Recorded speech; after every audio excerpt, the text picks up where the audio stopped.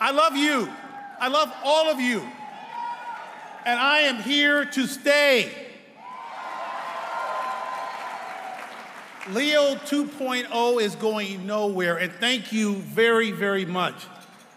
Let me tell you, I love coming to Orlando. I love coming to Florida. Florida has the greatest governor in the country. Last year, I was thinking about moving to Florida because I live in the state with the worst governor in California, worst governor in this country, Governor Newsom. But don't worry, I'm gonna stay there. I'm gonna stay there to make sure he's recalled and to bring Nancy and Kamala back. Let me talk to you. I've been speaking as much as I can because I love this country and I want this country to return to the concept of America first. And over the last 4 or 5 months, it's been horrible. What those people are doing in Washington is outrageous. What they're trying to do is destroy American values, destroy American heritage, to destroy and take away our liberty, to take away our freedom. Let me give you an example. Critical race theory. I hate it. It's racist. It's divisive. It's a pack of lies. Critical race theory tries to tear us apart. You know, I'm a civil rights lawyer, and I got news for you. Dr. King would be appalled at what's going on with critical race theory. He would be embarrassed. Because, let me be clear, because I know there's a lot of children out here with your parents. I'm a lawyer. I am also a school teacher. I have a teaching license. And my point is simply this. Critical race theory teaches people how to hate each other based on color. It's not about history. It's about division. It's about trying to pit us against each other. But it will not work because America is a country that is strong, united, accepts everyone, and we reject critical race theory.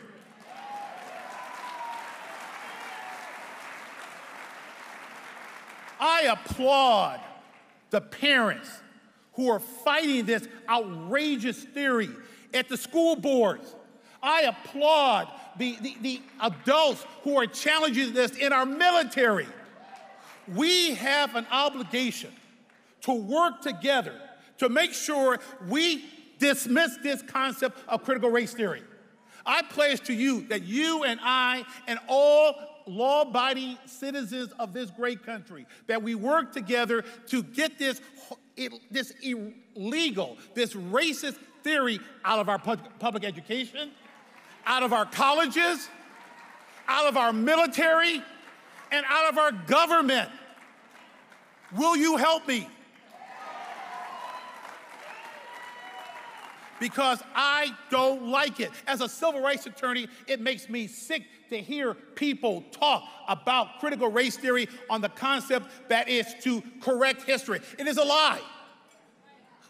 This country was founded on freedom. It was founded on liberty. It was founded on the concept that this country brings the best and the brightest together, and that we do not blame our ancestors for how we live today.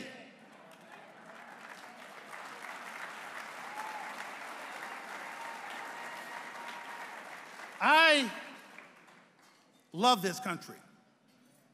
And I love it because what you and I represent, the best and the brightest of making this country so great, so unique, and so special. We have an obligation to maintain that, to recapture it. We had it for 4 great years, but we need to maintain it and capture it.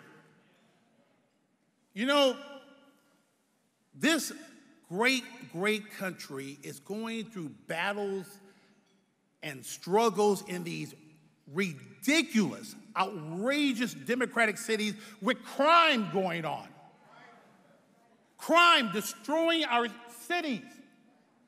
Crime destroying the opportunity for our young people to get a quality education. Education is the key to break the poverty cycle. You can't have it when you're fearful that criminals are parading in the streets. And these Democratic mayors, these Democratic governors are allowing criminals to destroy cities in this country. I find that offensive, I find it wrong, and I'm going to do everything I can to stop it.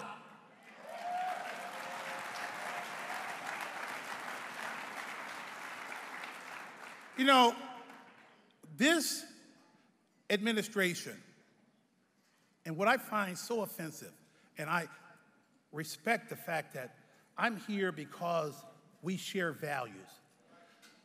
I find it so offensive for this administration to play the race card every day. Normally they play it every 4 years. Normally they play it at the midterm elections.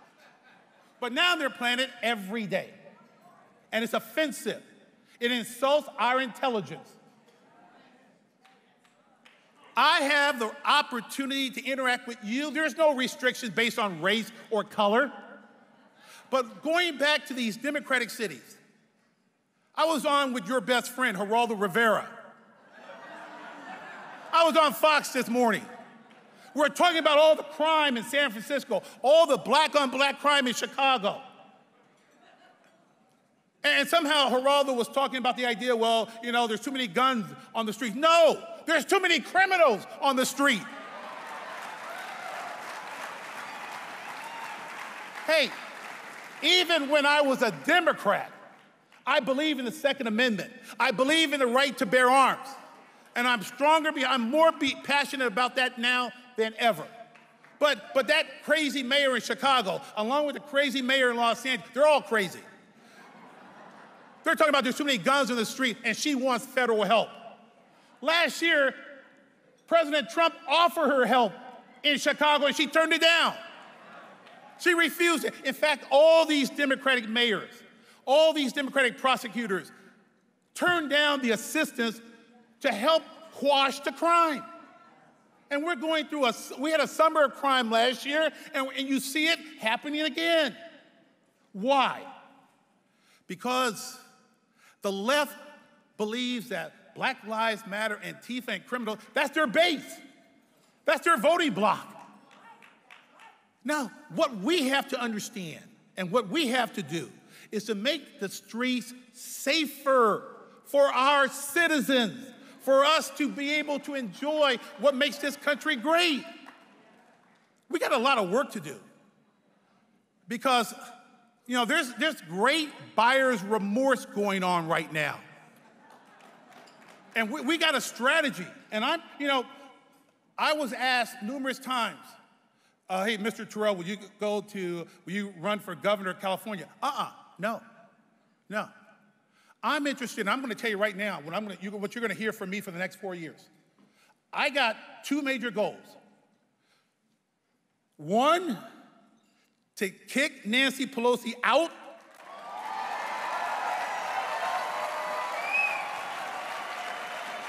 Send her back to California.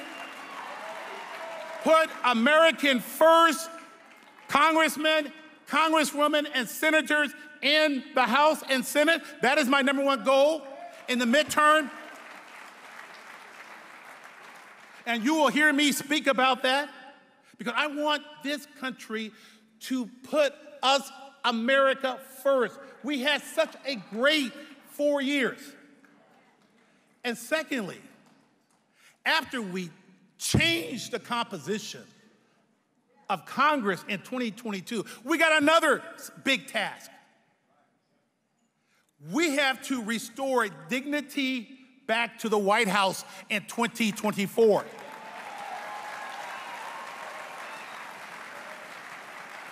And I'm working on that.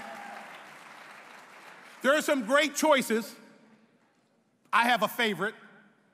I don't want to mention his name because, well, you know who he is. He's my friend. I got to beat him in golf. I got to challenge him in golf, but I'm working for him. But let's not be let's not downplay the great arsenal of talent we have in this party. We have a great governor in this state here. I love Governor Ron DeSantis. I want your autograph, Governor DeSantis, because you're a great governor and really a major reason why I wanted to move to Florida, because of Governor DeSantis' commitment to liberty and freedom. Let me mention this. We need to restore law and order in our cities. We need a commitment to teach our children English, our history, and arithmetic and nothing else.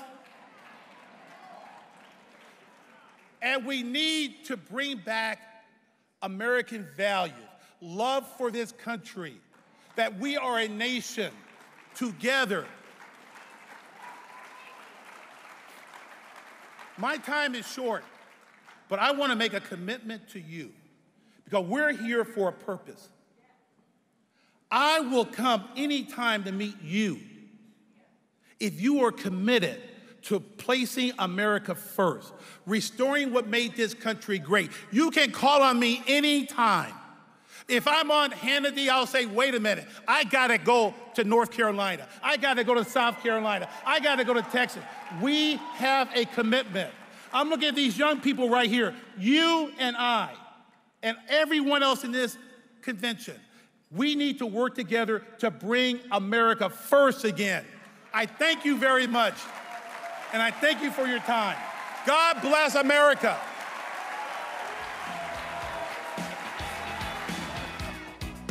How'd you guys like that? You know, Leo, we love you, but honestly, I really wish that you would just come out of your shell at some point. I'm a little shy. And let us know what you're really thinking. Ralph, I'll tell you, I love this country. Thank you and the Road to Majority, Faith and Freedom. Thank you, people. Let's give him another round of applause, folks. And how many of you agree, we're gonna put him on the spot right now, we want Leo here every year at Road to Majority, am I right? I accept. All right. Leo has generously agreed to take a few questions, and thank you for that.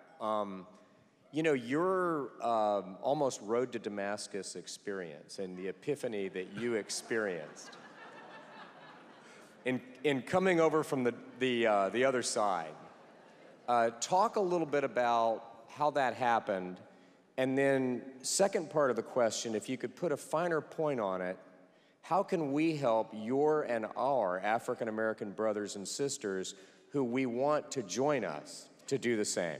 Two great questions. Let me answer the first one. How did I get here? It was simple. The Democratic Party left me and went way, way left. Socialists. They lost the values of this great country. Joe Biden last year said, quote, if you don't vote for me, you ain't black. How insulting, how embarrassing to assume that just because of skin color, we have to vote for him.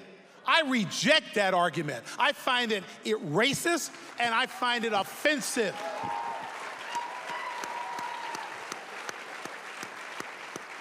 There is a change going on, to your second question, Ralph. There's a change going on.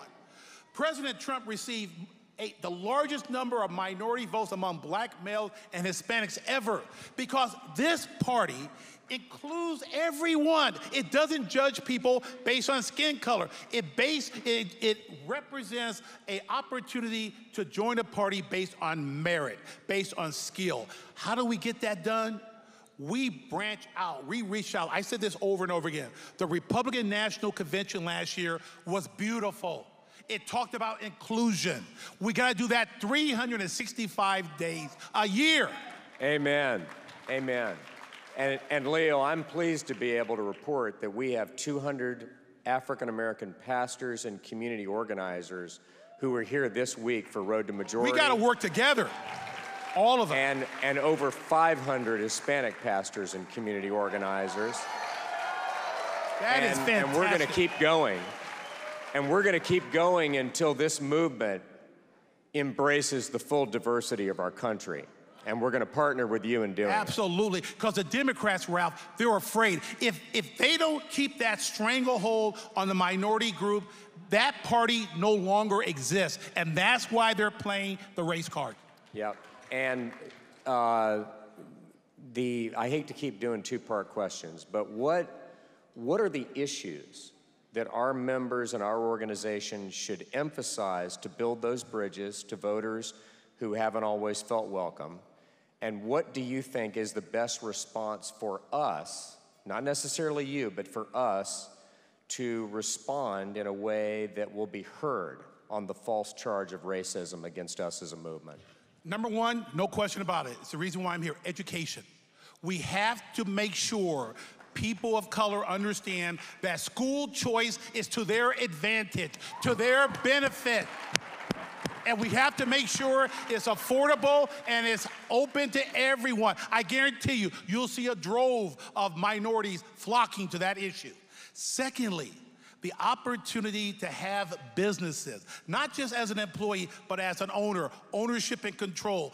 Those, to me, are the two fundamental issues to make sure school choice is affordable and available, and the opportunity to promote ownership and control of businesses.